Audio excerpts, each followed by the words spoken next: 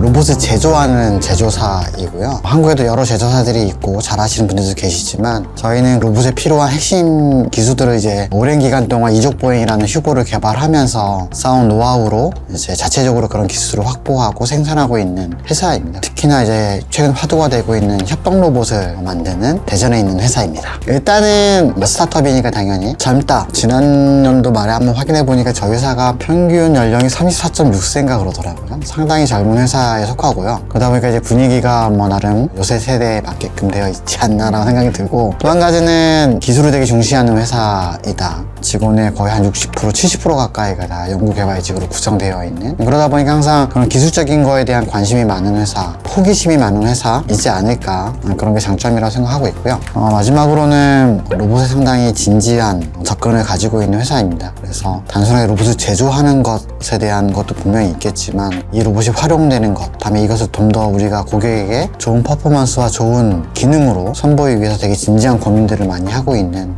그런 회사라고 보시면 감사하겠습니다. 일단은 로봇이라는 게 뭐 되게 다양한 게 집약이 되어 있죠. 뭐 모터도 있고 제어기도 있고 감속기도 있고 센서류도 있고 기구 설계, 거기에 소프트웨어, 상당히 다양한 것들이 합쳐져야지만 그냥 온전하게 만들어지는 시스템이거든요. 그래서 로봇이라는 게 상당히 어렵다라는 게 이제 거기서 나올 수밖에 없는 이슈가 있고요. 아까 말씀드린 이런 구성 요소들을 정말 잘 테스트하고 발전시키려면 이거에 극한으로 몰 수 있는 어떤 플랫폼이 필요하죠. 그런 플랫폼으로서는 이족보행이 상당히 좋은 플랫폼이 될 수 있다. 이족보행 로봇을 발전시키기 위해서는 당연히 이런 컴포넌트 기술을 발전시켜야 하고 이걸 계속 우리가 탐구해 볼 수 있는 그런 플랫폼이다라는 의미에서는 이족보행이 상당히 중요하고, 이게 어떻게 보면 자동차의 F1 머신과 같은, F1 머신은 그 해에 필요로 하는 다 상용한 제품이 아닌 것들 다 개발해가지고 활용해서 경쟁하는 대회지 않습니까? 로봇 분야에서는 아마 이족보행 로봇이 그런 F1과 같은 역할을 하지 않나 라고 생각을 하고 있습니다.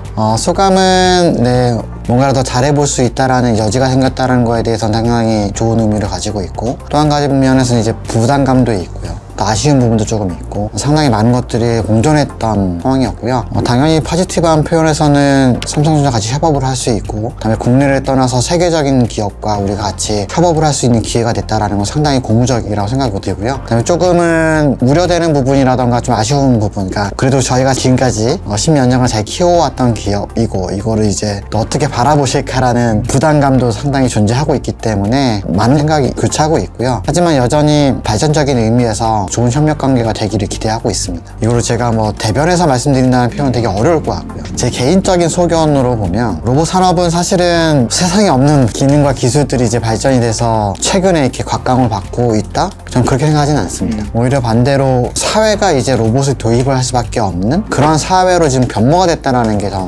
중요하다고 생각을 합니다. 우리나라만 하더라도 임금의 상승이 있고 근로시간의 단축, 워라밸에 대한 존중, 인구의 감소에 대해서 이제 생산 가능 인력이 줄어들음으로써 생산성을 지금 답보할 수 없는 상황이 돼버렸던 거. 지금은 외국인 노동자도 활용하기가 어려운 상황이고, 결국에는 사회가 이제는 로봇을 적극적으로 도입을 하지 않으면 스스로 생존하기 어려운 시대가 됐다. 그렇기 때문에 당연스럽게 로봇 산업의 어떤 발전의 형태는 분명히 바뀔 것이다 라고 예상할 수밖에 없고요. 그 사이에서 이제 로봇에 실제 이 산업에 관여되어 있는 분들이 좀 더 정직하게, 좀 더 현실적으로 이 로봇을 소개할 수 있는 그런 상황이 됐으면 좋겠다라고 생각을 합니다. 제가 왜 이런 말씀을 드리자면, 과거에 한 20년 전쯤에 한번 로봇의 붐이 엄청 분 적이 있었어요. 근데 그때 당시만 하더라도 어떻게 보면 사회가 원하지 않는 그런 시점에서 분야에 계신 분들이 이런 기능이 잘 부족한데도 불구하고 계속 그걸 사회에게 소위 써달라 계속 해왔던 거죠. 그러다 보니까 상당히 안 좋은 평가를 많이 받았었고요. 지금은 이제 좀 바뀌었으니까 이런 기회들을 좀 더 잘 활용을 하고 정말 진실되게 로봇에 대한 기능도가 이런 걸 선보인다라고 한다면 충분히 발전할 수 있는 계기가 된다고 생각합니다. 없습니다.